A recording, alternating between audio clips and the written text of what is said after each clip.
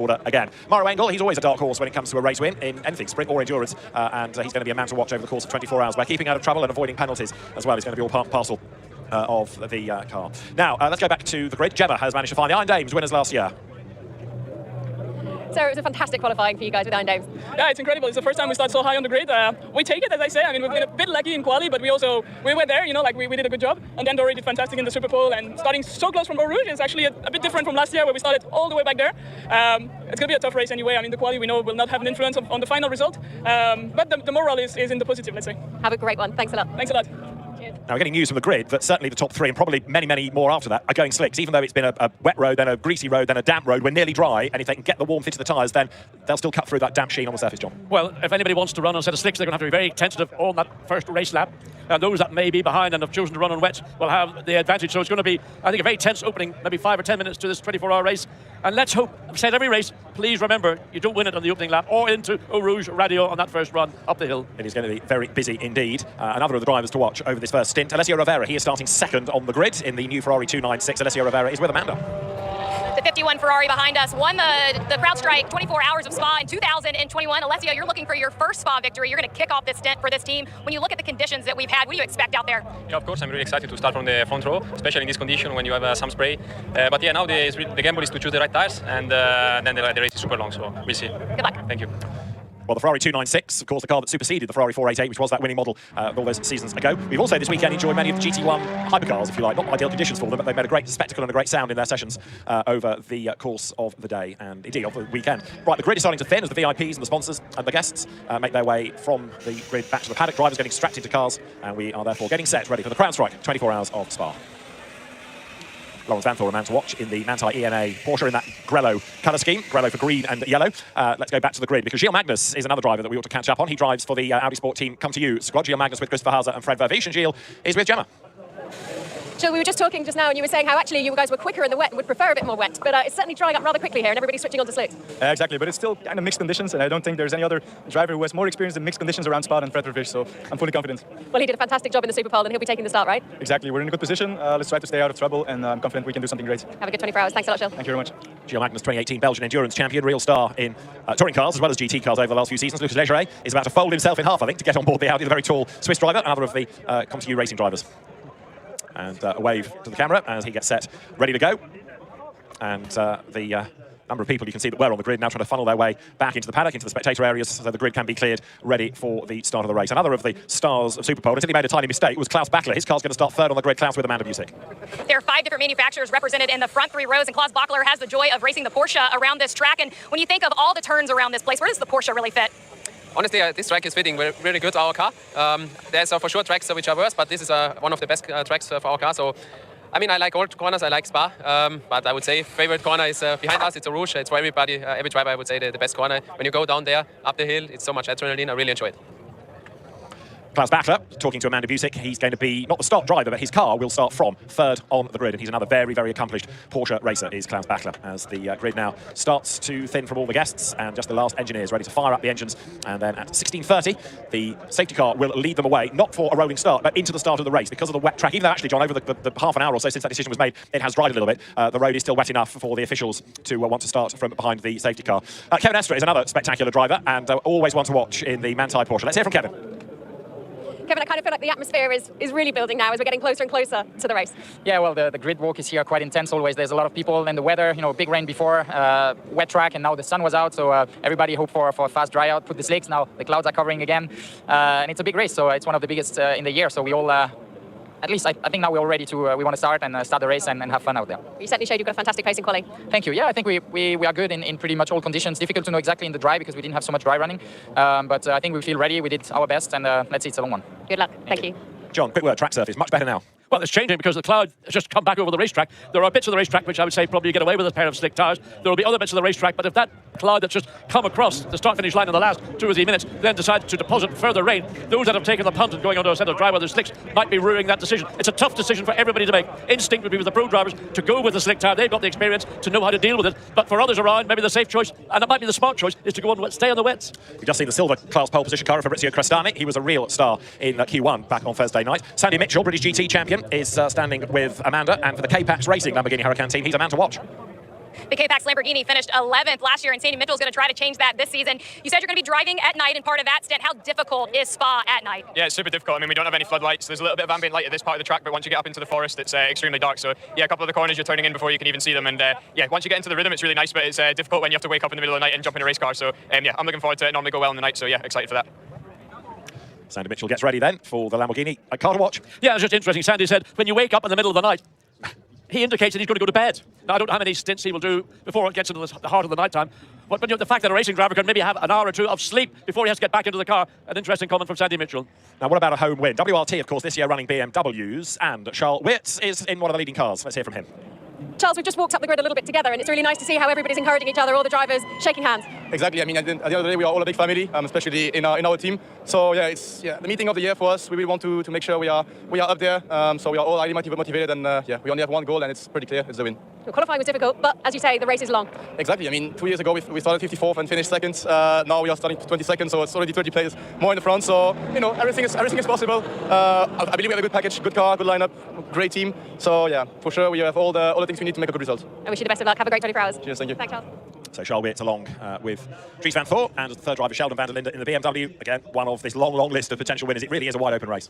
I mean, you look through the field and try and put the tail on the donkey. Well, I've done that, but I haven't got a clue. So what I've done is look down the list and think, instinct, intuition, whatever, and I do fancy a three-driver lineup: Ricardo Feller, Matteo Drudi, Dennis Marshall in an Audi run by Audi Sport Tresor Orange 1. It's not the obvious choice, but this is a race this year which I think will be even more unpredictable than we've had over previous. We know that keeping out of trouble is part and parcel of this. We know that avoiding penalties and therefore avoiding pit lane penalties and drive-throughs and so forth, because that's so much more time wasted, and therefore it's the team that will keep out of the pits for the longest time that's going to have the very best chance. You've just seen the Maxime Martin, Valentino Rossi, and for this year the third driver with them is Augusto Farfus, BMW factory driver, so he's going to be the third part of that team. And that car, again, coming into this race with a good chance. We have had the much improved, if you like, Valentino Rossi. Far more lessons learned from last year. He's had more mileage, and he seems to be adapting very nicely to this BMW. There's the sister car, number 32, which is Sheldon van der Linde, who is going to go first, and the last engineers now stand with the cars in readiness for the signal to be given, for the engines to fire, and then we will be ready to go for the 2023 CrowdStrike 24 hours of Spa. The engineers are ready, drivers are in the cars, tension mounts here at Spa-Francorchamps. It is very nearly time to go racing. It is the inaugural CrowdStrike 24 hours of Spa, and with the honor of the words that every racing driver wants to hear is the president of CrowdStrike, Michael Sintonis. Drivers, start your engines. And engines will fire, and then the safety car will lead them away. You notice there is one car in the pit lane, which is the number 75 San Energy 1 Racing Mercedes, and Martin Conrad, Adam Osika, Nick Katzberg, and Chaz Mostert thereby hangs a tail. Kenny Habul had an accident with that car on Thursday. He was taken to hospital, he broke a vertebrae, he's had surgery, he's up and moving about already. He bought a brand new car from the hospital bed. That is it that will start from the pit lane. They've had to do a shuffle of drivers. The story goes on and on and on, and we've got plenty of time to come back to it during the course of the race, but that is the car that you can see at pit out, ready to join in at the very back of the queue when the cars are released, and that is imminent. We are about a minute or so away from the cars being released, ready to get this year's event underway. It really is, I know I keep saying it, but it really is absolutely wide open. Predictions are impossible, and you'll only look silly in making some, I think, but who's going to come out on top? Well, stay with us, because we'll be on air all the way through the 24 hours, and with so much going on, so much to keep on top of, there's going to be an awful lot to discuss. There is the number 75 Mercedes, Martin Conrad, at the wheel of that car, that new car, and ready to start from the pit lane. So there, the front of the grid, as we are almost ready to go. So engines are fired. We are ready now here at Spa, with the safety car midway through Eau Rouge up towards Radion on instruction. That will move away, and the race cars will go and catch it. And as they move away, the clock will start, and 24 hours of the biggest and best GT3 race in the world will be underway. And it's going to be Porsche that will lead them away. Matteo Cairoli at the very front of the grid. Ferrari, Alessio Rivera second. Porsche, Joel Stern will go third. Lamborghini, Franck Pereira fourth. McLaren, Charlie Fagg at the wheel, fifth. Sixth, Audi, Matteo Drudi. Seventh, Lamborghini, Fabrizio Crestani. Eighth, Porsche, Stephen Palette. Ninth, Audi, Kelvin van der Linde. 10th, Audi, Alberto Di Folco. That's the way they will set off as the cars now leave the start line. Stefan Rattel with a big smile on his face witnesses the start of yet another great race, no doubt, here at Spa-Francorchamps. This is it. The CrowdStrike 24 hours of Spa is underway. We start behind the safety car. The clock is ticking. The race is on. Well, all the tension has been felt in the build-up to this very moment for the drivers. Certainly now they're in the cockpit, stranded. Some cases visors up, sometimes visors down. Their focus now is on this 24 hours of Spa-Francorchamps, and it's starting under a slightly mixed track conditions. As we look, David, there is the field once again. So let's just walk down this grid, as it were. Matteo Cairoli starts alongside the Ferrari of Alessio Rivera. Third on the grid is going to be Joel Stern, and Franck Pereira is going to be fourth on the grid. Charlie Fagg starts fifth, and then lining up sixth is Matteo Drudi ahead of Fabrizio Crestani, and then Stephen Palette. Then you will have Kelvin van der Linde and Alberto Di Folco in his Brooks and VDS Audi as the cars then come now over the brow down from Les Comps towards Bruxelles. Now this car, 23rd on the grid because of the dramas in qualifying. Raffaele Marciello, Jules Gounon, and not Danny Junkadea, who they won the race with last year, but Timo Bogoslawski. They are in for a difficult first couple of hours to get up through the field, mired as they are in the body of the pack. Well, it's not what we anticipated this car qualifying, but that was largely down to the circumstances in those 4 qualifying segments when it rained more and more and more through segments 2, 3, and then in that final segment 4. So expect to see the 88 making a charge to try and claw back as many of the positions that they would have felt rightly should have been theirs as early as possible. They don't want the front row cars, particularly the Huber Motorsport Porsche and the Air Porsche Ferrari, to get a run and get away and build up that little cushion, which might take them more than one stint to run down. Now let's carry on looking down the grid. We've got as far as Charlie Fagg and Matthew Drudy, Fabrizio Crestani and Stephen Palette behind, and then Calvin van der Linde and Alberto Di Folco. That will be the top 10. After that, Lucas Legeret is going to start from 11th on the grid, and 12th, Michel Gatting in that Iron Dames Lamborghini. Last year they would have brought the Gold Cup winners, I should say, for Ferrari, but I'm linked to Iron Dames switching allegiance for this year. Fred Bavich comes next, Laurence Van Thor, another Belgian driver alongside him, ahead of Kaylan Berlo, and then Mauro Engel on the 8th row as well. Anton de Pasquale, supercar star from Australia, and Arjun Maini are ahead of Dennis Lind and Baptiste Moulin. Then you've got Maxime Martin and Sheldon van der Linde. Raffaele Marciello next from Rui Muirhouse and Dan Harper, with Marco Wittmann, Lucas Stoltz, Enrique Chavez, Christopher Mies and Thomas Preining all lined up behind to round out the first 15 rows of the grid. Then you've got the Carrera Cup GP champion, Kian Lewis, in the Team Parker Racing Porsche alongside Matt Hofer. Next comes Simon Mann and Louis Machiels, Ferraris both. Nico Menzel is next with Dylan Pereira alongside. Then you've got Christian Engelhardt and Maxi Kurtz ahead of Lewis Williamson and Isaac Tutumu Lopez with another of the Ferraris.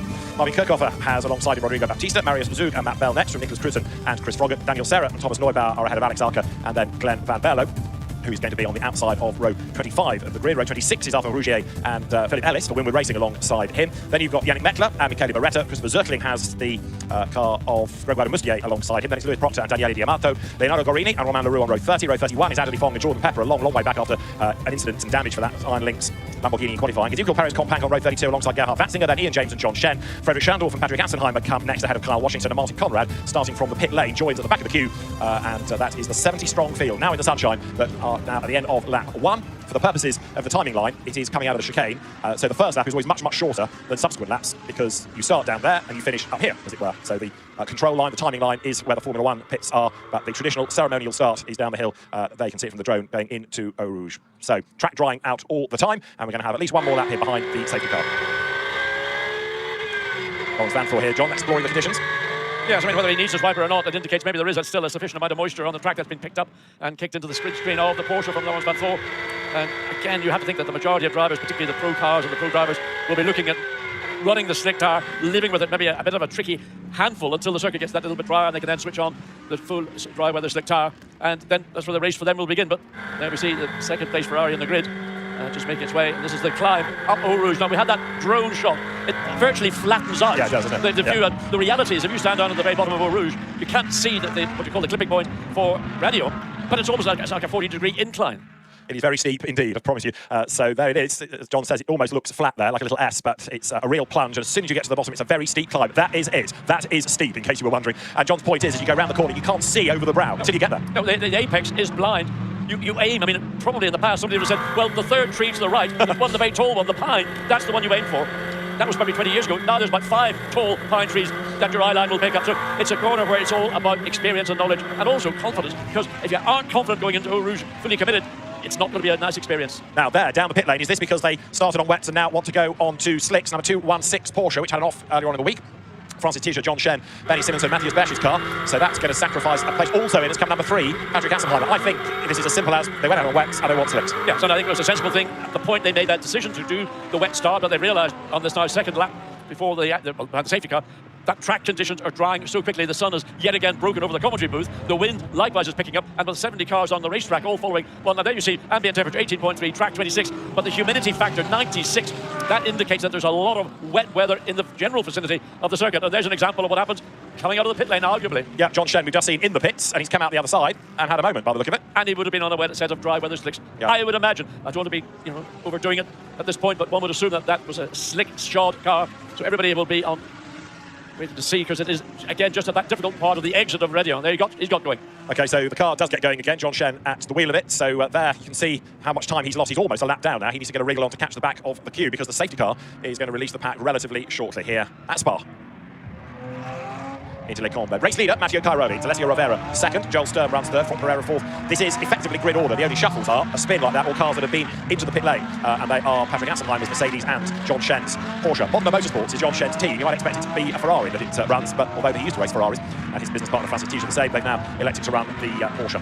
So the fans eagerly, like us up here, waiting for green flag conditions, and that's coming. Safety car in this lap. And important, no spray coming from the rear of any of these cars, so indicate again, track conditions are drying very, very quickly.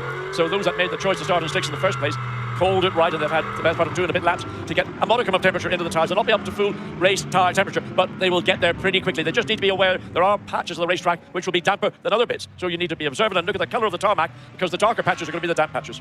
So with warmth in the tyres, the race director, Alain Adon, is happy to let them go, or maybe not, because that is exactly what he did not need, and that's a car that I fear is going to be out of the race already. Carl Washington has taken the front right corner off that. The safety car's going to have to stay out because we've got an accident even before we've gone green. Now, did that happen as a consequence of doing a pit stop to go on to slicks? And as we saw with the other Porsche, when you come out and you nail the throttle, you haven't got the grip, you haven't got the tyre temperature. And I don't know where on the racetrack that is, but I suspect was in the exit of the pit lane. It's the top of radio. Well, he's not made a pit stop. He's not been he hasn't made a pit no, stop. He's not made a pit stop. Well, that's interesting. So it might be on slicks anyway, but it hasn't come out of the pits. So that's just at safety car pace, and he's been off the road. The safety car, therefore, remains on the track. So the start of the race, or the start of the green flag part of the race, is going to be further delayed because Carl Washington's car has got some damage, and that's the car that was shared by James Sofronas, Pat Long, and Jeroen Bleekemolen. So you've got 2 real gun drivers in that, but my fear is we're not going to see it again because of the damage to that front corner. It's going to have to be retrieved. It won't drive back. Oh, no, that car, I mean, there's serious front-end damage to it, whether it's repairable or not. So big hit, and number 132 needs to be retrieved before we can go racing. So the cars then come over the line. Confirmation of car 132 hitting the tyre barrier at turn 4. So that car needing to be removed. I can't believe this race is going to be over even before we've had a green flag, but you never know. I mean, it did look like there's a fair amount of damage on that right front. Yes, I mean, it's not so much the damage that we can see, it's the damage that when the team get that car back into the garage that they will discover. So being a Porsche, first of all, the front of the car, there's vulnerability with the water cooling radiators, but then likewise, behind that, then you've got the suspension. Oh. Is that another Porsche? Another Porsche, it's the same car. That car's out of the race. Yes. That's for good. That's done, I'm afraid. Carl Washington is okay, as you see, but the car is far from okay, and that's it. All that effort, and even before a green flag has been shown, it's got big damage and it's out of the race. Where we watch and see what's happening. This is a replay, and wait. And, yeah, we use the curb at the top of radio, and there you can see the right front into the... Is that concrete? I don't think there's any tech pro barrier that far around the exit of radio. And that was a similar part of the racetrack that Kenny Habul had his accident on Thursday. And Kenny Habul watching in his hospital bed. Good luck, Kenny, get better soon. You know you've been out walking around. But just shows you how simple it is to get caught out by a damp curb. And that was what that curbing was. It was wetter than the actual tarmac out of the track surface itself. Well, Carl Washington, who's done quite a bit of GT4 as well as GT3 and Sports Club America events in the States.